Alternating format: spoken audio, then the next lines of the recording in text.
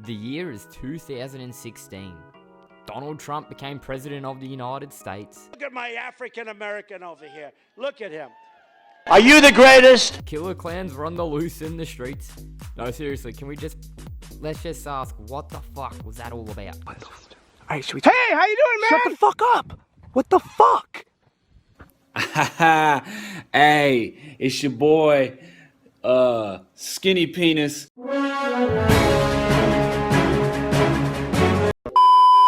The actor dab, and remember the dab? That took off the levels we never expected. A dab.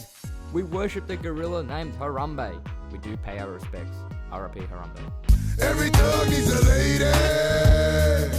We had a new challenge called the Mannequin Challenge featuring Ray Shrumman's hit Black Beatles, where it was just a bunch of people standing still while the camera was rolling, pretending to be a mannequin. You know, 2016, it was just memorable in more ways than one.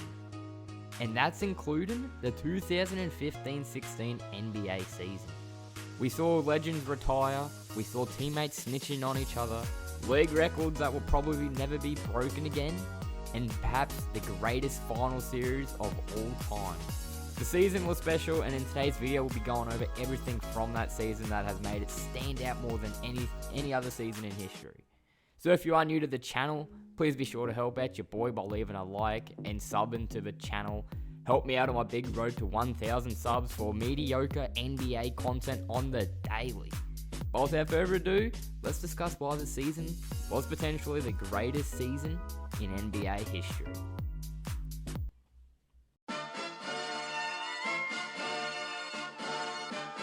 So yeah, like I was saying, the 2016 NBA season, it was quite the special one.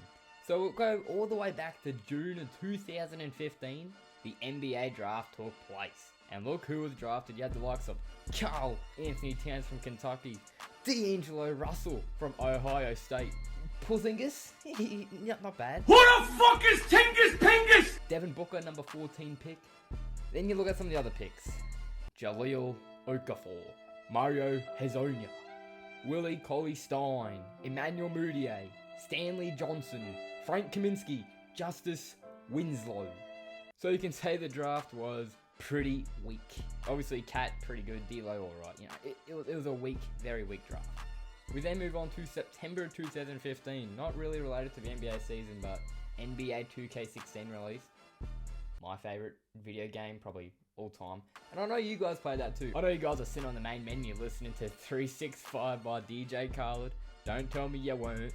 DJ, I get it 365, 12 months, 24/7. Gotta get it. I need. And yeah, that was pretty much it. NBA 2K16. What a game. So then we fast forward 1 month later to October. The NBA season has started, and the reigning NBA champions, the Golden State Warriors, start the season on fire. Greatest start in NBA history. 24-0. They had 24 straight wins, 0 losses. So great start for the Warriors, and they showed they were the team to compete with. So whilst they were setting records, you know, that will probably never be broken for a long time, we also saw retirements of several great NBA players. Kevin Garnett, it was his last season. Tim Duncan's last season. And the late, great Kobe Bryant had announced it was his last season too. So it was sad knowing that it was Kobe's last season, but it made it even more special watching his games play, because they're more meaningful knowing you wouldn't see him again after that season. We fast forward to the All-Star weekend. You had the 3-point contest where Klay Thompson beat Steph Curry in a thriller. That was alright. Karl Anthony Towns won the skills contest. Hey, that was cool too.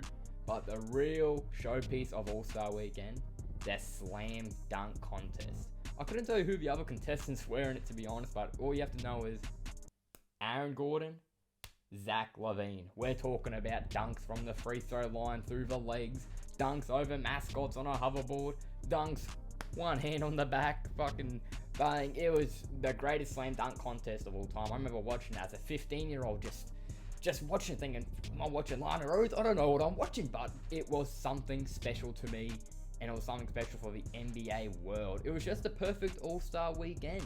Then you have the All-Star game, Kobe Bryant's last ever All-Star game, and you have this picture of LeBron, Kobe, and Drake, who ruined probably the greatest picture of all time, let's be real. So that's All-Star Weekend done. We fast forward a couple months later, we have a scandal. So we've talked about some pretty sad stuff, retirements, we've talked about some up moments, slam dunk contests, all of it has been great. This season has been entertaining. We now have the Angelo Russell snitching on swaggy motherfucking P, Nick Young, for cheating on his girlfriend, Australia represent, Iggy Azalea. So as you can see in the video, Nick Young is talking to a young D'Angelo Russell about chatting up some woman, and D'Lo is recording, and I believe he put it out there or sent it to Iggy, whatever he did. He dogged the teammate. Now, was it a good move by him, you know?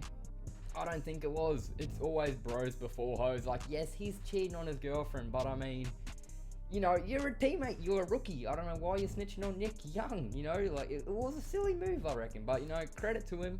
Obviously, he got Iggy's Hallie's attention. Whether he got anything more from her, I guess that's between them. Hey, I don't know. Why are you asking me?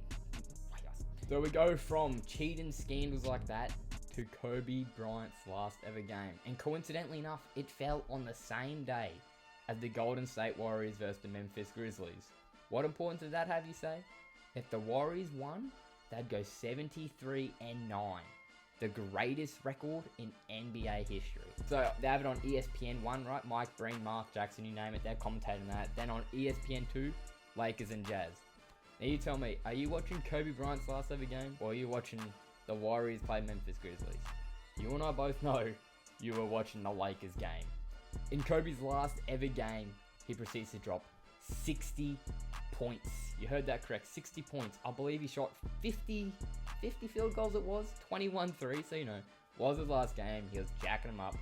But boy, it was a great sight to see. Whenever I'm bored on YouTube, I'll just casually look up Kobe Bryant 60-point game and just watch him. Watch the crowd reaction. Watch Snoop Dogg, watch Jack Nicholson all go bananas that Kobe is just hitting step back threes, elbow mid-range jumpers, get into the free throw line. It was a spectacle to see, and in my opinion, one of my favourite games of all time. So the regular season comes to the end, and we see the Warriors have the best record, of course.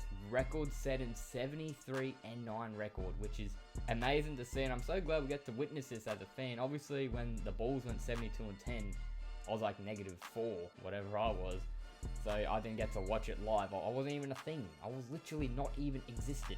So to watch the Warriors, you know, beat a record that probably won't be ever beaten again, it's pretty special, you know. And this is before KD. It was Steph, Clay, and Draymond. So it was a joy to see great basketball like that. Steph Curry had one of the greatest seasons ever on the offensive end. He put up 30 points on 50% field goal, 49% from 3 on 11 attempts per game.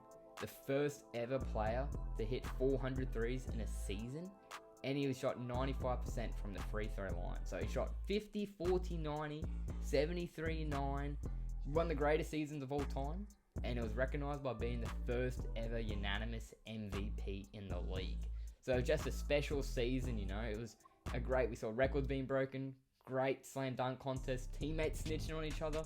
It had it all. It really had it all. So we go fast forward to the NBA playoffs. We saw some pretty cool games. Kyle Lowry half-court heave against the Heat in game 1 of the second round. That was pretty cool. We saw the Cavs dismantle the Raptors in the conference finals. The Raptors' first ever conference finals.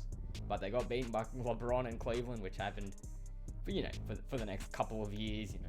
It was just a yearly occurrence at that point. We saw the Warriors versus OKC Thunder. Oklahoma went up 3-1. Dion Waiters and KD and Curry were 1 game away from versing the Cavs in the finals. Then Steph Curry happened, then Klay Thompson happened, and then Draymond kicking people in the dick happened. Crazy series. The Warriors come back from 3-1 down, and they go on to go to the NBA Finals. And then what happened after they came back from 3-1, you say?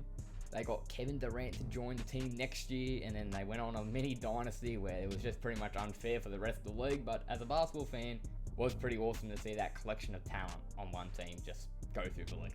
Pretty awesome, really. So yeah, it was pretty cool seeing the Warriors come back from 3-1 down. We know it was even cooler seeing it happen in the finals. The Warriors go up 3-1 in the finals. Game 5 is at Oracle Arena. Andrew Bogut is injured. Draymond Green suspended. And Steph, you know, he looked a bit...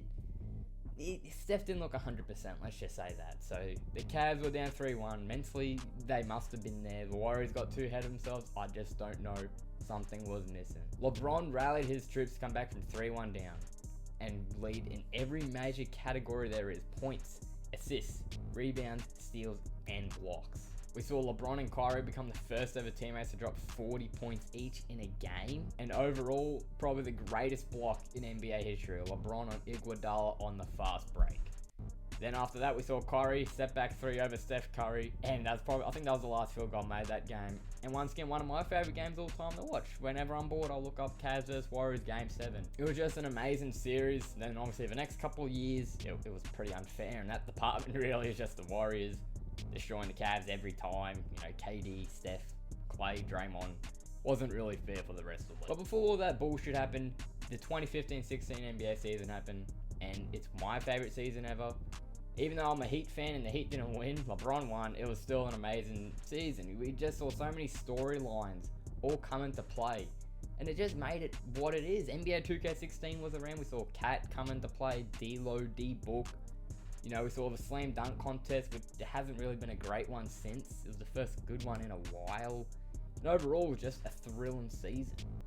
But that is going to do it for me this video, guys. If you did go on to enjoy it, please leave a like and sub. If you have any other opinion on any other seasons, please be sure to go in the comments and let me know what season you like better.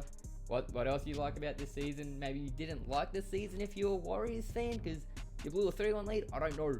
Whatever it is, please let me know down in the comments below. And I'll see you in the next video. Peace.